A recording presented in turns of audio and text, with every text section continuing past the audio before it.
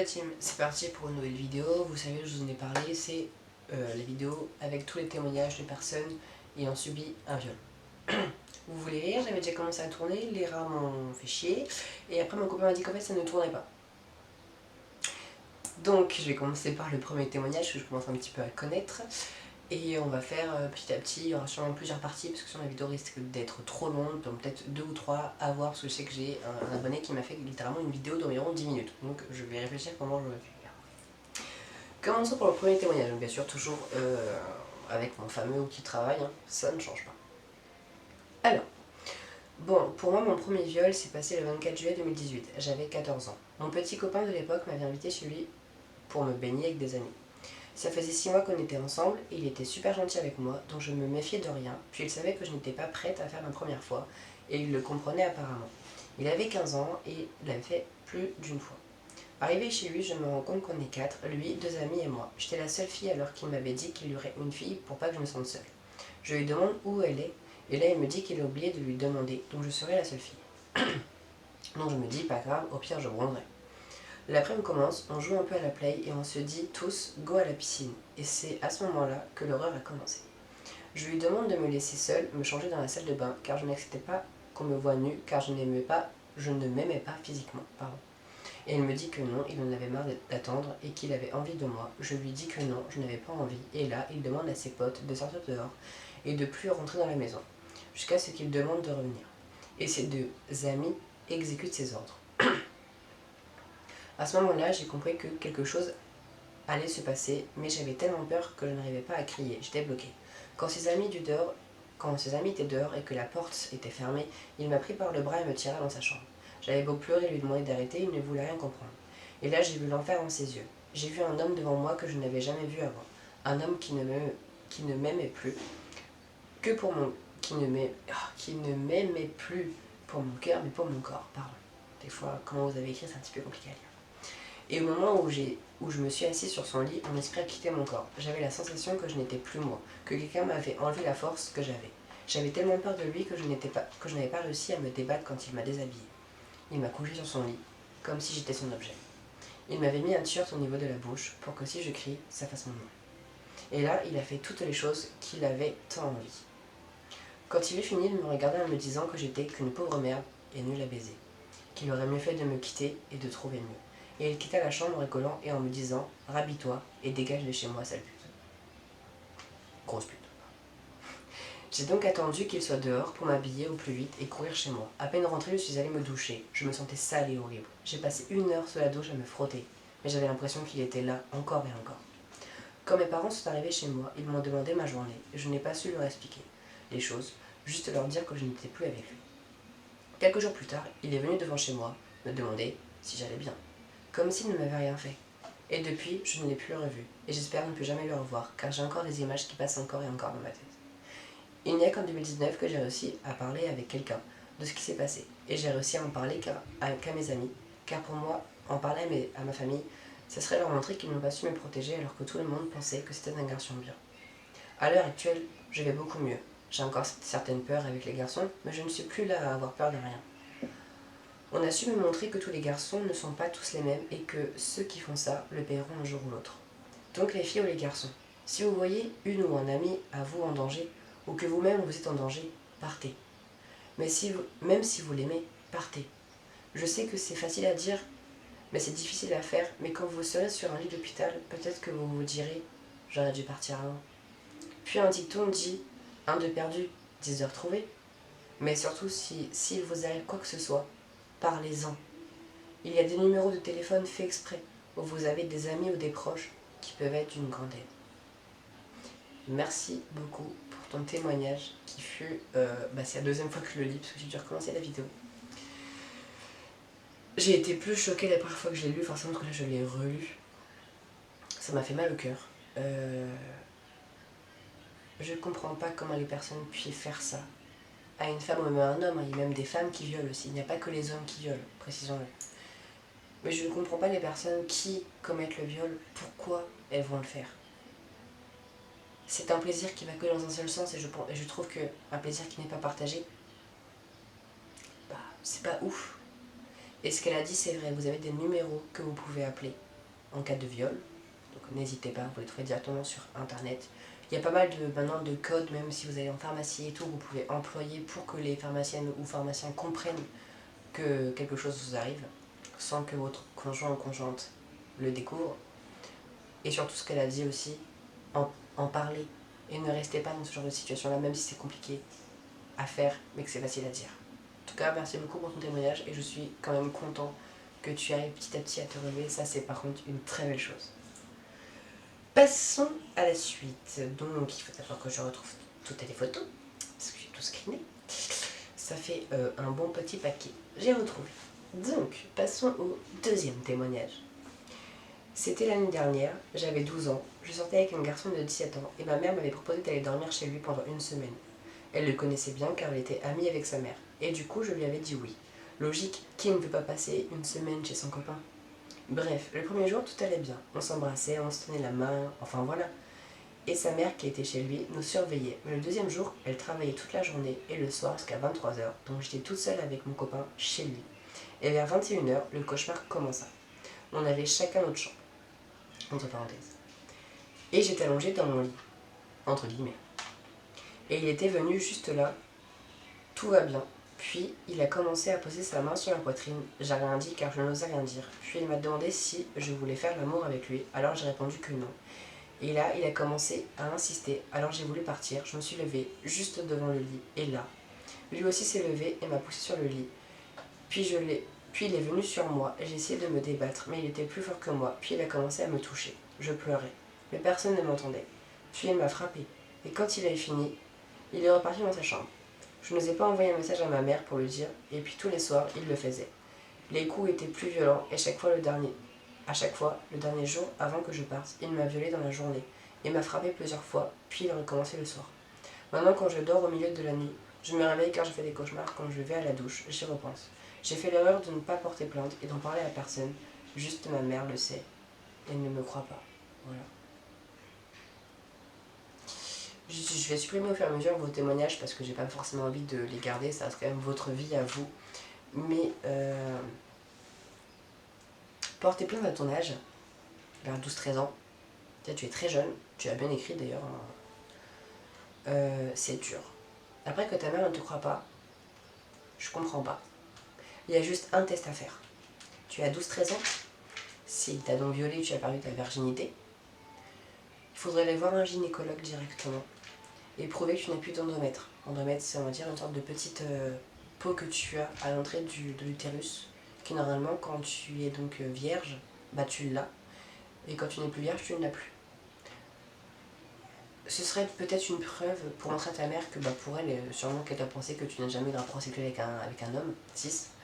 Peut-être que ce serait une preuve, et peut-être qu'elle te croirait plus, je ne sais pas.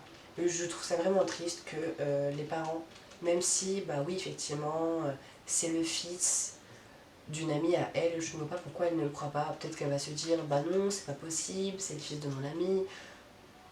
Ce serait bien que les parents, quand vos enfants vous disent quelque chose, oui, certains peut-être vont mentir, effectivement, pour un effet peut-être de mode, je ne sais pas. Mais la plupart, ça va se voir quand c'est sincère. Et comment tu l'as écrit, ça se voit que c'est sincère. Et je suppose que quand tu es rentré, s'il te frappait, tu avais forcément des traces sur toi. En tout cas, merci pour ton témoignage, malgré ton jeune âge. J'espère qu'au fur et à mesure, quand plus tu vas grandir, plus tu vas rencontrer j'espère, des hommes bien et que tout va bien se passer. Si tu as besoin de parler, n'hésite pas, tu sais où me trouver. Et que j'espère aussi que tu feras moins de cauchemars, et que tu t'éveilleras moins. Il faut se dire que c'est une chose qui est passée, même si c'est facile à dire, mais pas facile à faire. En tout cas, voilà, merci beaucoup de ton témoignage. Troisième témoignage. À toi qui m'as détruit ce fameux soir, je t'aimais. Tu m'aimais, on était ensemble depuis bientôt 1 an, mais un soir tout a dérapé suite à mon refus d'un rapport avec toi. Tu ne t'arrêteras pas d'insister et tu me faisais peur et tu t'es mis sur moi. Tu as baissé mes sous-vêtements alors que je faisais tout pour le remonter. Suite à ça, tu me lances un regard qui m'a terrorisé, que je n'osais plus bouger, ni même parler. Et là, tu as arraché mon caleçon et tu as rentré tes doigts en moi. J'ai eu le courage d'enlever tes doigts. Et là, tu as posé ta main sur ma gorge et tiré sauvagement avec tes dents mon sexe. Oula, j'ai hurlé de douleur et pour me faire taire, tu as mis ta main sur ma bouche et tu as remis tes doigts. En moi, la douleur était si intense que je ne pouvais rien faire. J'étais comme pétrifiée. J'ai cru que tu ne t'arrêterais jamais. Mais t'as fini par le faire en voyant tout le sang qui s'écoulait d'en bas. Et tu t'es excusé facilement.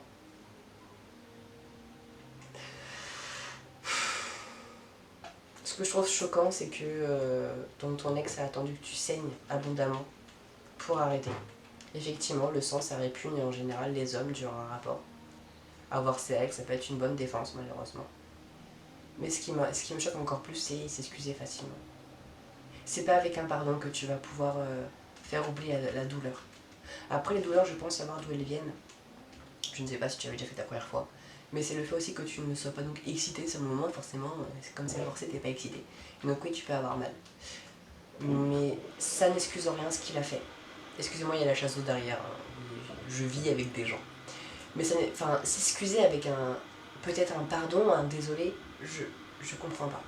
En tout cas, toi, mon caillou, je sais que tu me parles souvent. Si tu as besoin de parler, n'hésite surtout pas. Je serai là si besoin. Ok ? C'est parti maintenant pour le témoignage numéro 4. TW, mention de viol. Je sais pas trop par où commencer, tellement il y a de choses à dire. J'avais à l'époque entre 12 et 14 ans. Ma mère venait de rencontrer un mec de 27 ans qui au premier abord est le genre de beau-père qui a l'air super cool. Il jouait de la guitare dans un groupe, il aimait le rock et le rap, il avait un buggy, enfin il était cool. Au début avec ma soeur et moi, il était vraiment super gentil, tellement gentil que pour ma soeur qui n'avait jamais connu son père, elle s'est vite mise à l'appeler papa. Sauf que ça n'a pas duré. Il a très vite commencé à devenir proche, surtout de moi, car j'étais le plus âgé. À l'époque, c'était le tout début de ma puberté féminine, du coup ma poitrine se développait assez vite en plus. Au départ, elle était juste tactile, effleurait certaines parties telles que la poitrine, mais en s'excusant en disant que c'était pas fait exprès. Sauf que ça allait crescendo. On est passé à carrément toucher les endroits intimes sur les vêtements, ensuite sur les sous-vêtements, puis ensuite en dessous des sous-vêtements. À partir de ce moment-là, il venait régulièrement me dire bonne nuit dans ma chambre en prononçant de fermer ma porte pour pouvoir ôter mon t-shirt et mon pantalon sans se faire surprendre par ma mère. Puis ensuite, il n'y avait plus de gêne. Quand ma mère était là, il s'allongeait avec moi sur le canapé en mettant une couverture au-dessus de nous afin de pouvoir me mettre des doigts sans être surpris. Et quand ma mère n'était pas là, car elle travaillait certains soirs, c'est là que le pire se passait. Et ça se passait très souvent. C'est là qu'il s'allongeait avec moi en faisant mine de vouloir regarder un film. Puis qu'il commençait à m'embrasser, pour finalement me toucher. Il profitait de ma peur, de mon impossibilité à bouger, à faire quoi que ce soit, pour prendre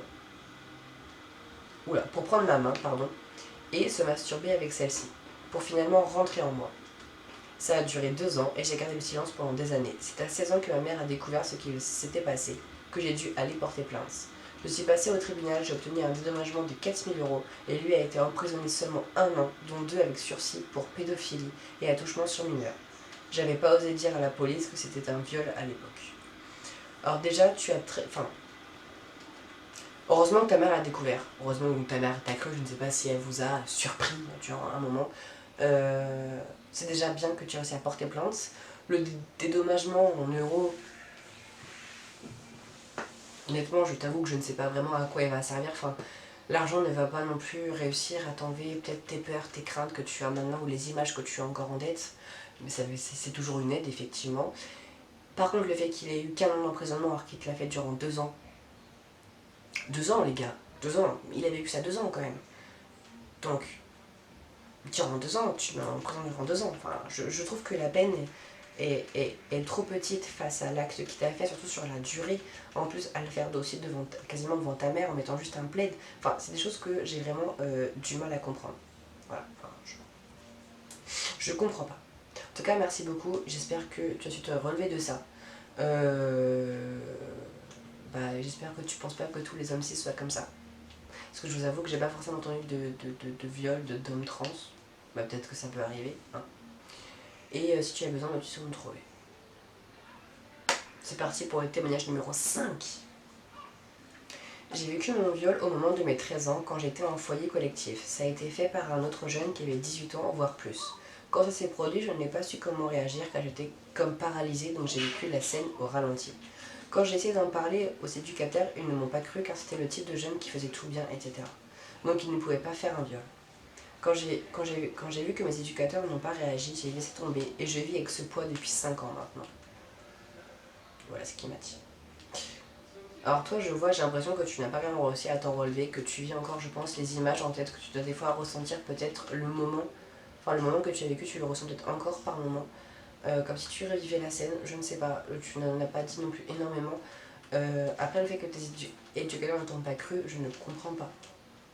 Après ce que vous pouvez faire aussi, je sais pas si c'est possible, mais si vous venez de vous faire violer et que vous avez le courage d'en parler à vos proches, demandez de faire un prélèvement de sperme dans votre vagin et de le comparer à la personne, à l'homme qui vous a fait ça. Donc il n'aura pas le choix de le faire, je pense. Même si c'est dur, voilà, quand vous regardez dans le témoignage précédent, il a réussi à porter plainte, il a réussi à le mettre en prison, et je pense que ce genre de personnes ont besoin d'une piqûre de rappel pour dire tu peux être puni par la loi en faisant ça. Mais c'est vrai que c'est vraiment très décevant que les adultes ne t'ont pas cru. Et dans les foyers, j'ai aussi déjà vécu étant plus petit. En général, effectivement, les garçons, bon, moi j'étais trop petit, donc j'étais frappée par les garçons. Mais c'est vrai qu'en général, ils s'occupent, enfin, les éducateurs ou animateurs carrément dans les foyers s'occupent vraiment très mal des jeunes. En tout cas, si tu as besoin, tu sais où me trouver. C'est parti pour le témoignage numéro 6. J'en ai beaucoup. C'est malheureusement mon grand frère qui m'a violée dans la piscine quand il n'y avait plus personne à la maison. Il avait, je crois, 15-16 ans et moi j'avais 10 ans. Il me forçait et vu en étant gamin, je me laissais beaucoup faire malheureusement. Juste des fois les amis, si vous pouviez écrire français. Encore aujourd'hui, j'ai pas le courage d'en parler avec mes parents. Mais c'était pas si traumatisant. Le plus traumatisant que j'ai eu en viol, c'était dans la rue, par plusieurs personnes quand j'avais encore les cheveux longs. Malheureusement, c'était des Turcs. Les Turcs adorent les filles aux cheveux longs, blonds. J'ai pas pu me défendre parce que on me tenait de partout, j'arrivais pas à me libérer. Tu es à nous. Tu pourras pas partir. Suce-la. Avoue t'aimes ça. Et plein d'autres phrases qui tournent encore dans ma tête en me demandant pourquoi je me suis pas défendue. Et c'est ce qui m'a mis hyper agressif envers les gars qui s'approchent de moi. Trop de moi. C'est tout pour moi. Oui. Donc, je vois que c'était pas forcément facile à vivre, en plus on en a subi deux, ce que je vois. Je pense que celui qui t'a marqué, c'était vraiment celui avec un groupe d'hommes. Tu peux pas t'en de ne pas t'être défendu. Ce n'est pas possible. Voilà, déjà, c'est un groupe d'hommes, donc tu sais pas ce qu'ils peuvent te faire. Peut-être qu'ils peuvent te frapper, peut-être qu'ils peuvent aller. Ouais, ils vont te violer, ça c'est fait. Peut-être qu'ils vont aller plus loin, peut-être qu'ils peuvent te tuer. T'as la peur qui parle, t'as la peur qui te bloque et t'as la peur qui te dit bouge pas, laisse-toi faire. En général, c'est ça. Bouge pas, sinon ça va être plus grave. Bouge pas, ce sera fini. En général, la peur, soit elle va te bloquer, voilà, tu vas être tétanisé, paralysé, tu sauras plus quoi faire, soit tu auras une poussette d'adrénaline. Après, comme a dit la première personne, c'est essayer de fuir, essayer de courir, essayer de partir. Voilà, essayer de les pousser, de partir. Après, moi la question que j'ai, c'est est-ce qu'il y avait du monde dans la rue autour de toi? Si oui, pourquoi ils n'ont pas réagi? Moi je sais, je vais vous raconter un petit truc très rapidement, bon c'est pas par rapport à un viol, mais je sais que assez récemment, cette année en 2021, j'ai été agressée, j'ai fait une petite vidéo par rapport à ça. Deux mecs m'ont plaqué contre le mur, ont voulu, donc m'ont touché le cou, etc. alors que j'étais en mode t'es gay en fait là. Je sais pas ce qu'ils auraient pu faire de plus, mais j'étais vraiment dans une rue mais où il y avait plein de passages, voitures, enfin passants et tout. Personne n'est venu m'aider, personne. C'est moi qui ai réussi à me dégager, qui me suis barrée. J'avais pas de téléphone sur moi parce que je l'avais oublié en plus ici. J'avais juste ma carte bleue que j'avais été chercher, donc là en fait je vais retourner à Leclerc pour rejoindre mon frère. Malheureusement, dans ce genre de moment, t'es souvent seul. Donc j'espère vraiment que tu vas réussir à passer au-dessus. Je comprends que tu sois agressif un petit peu envers les hommes, mais tous les hommes ne sont pas comme ça. Sache-le.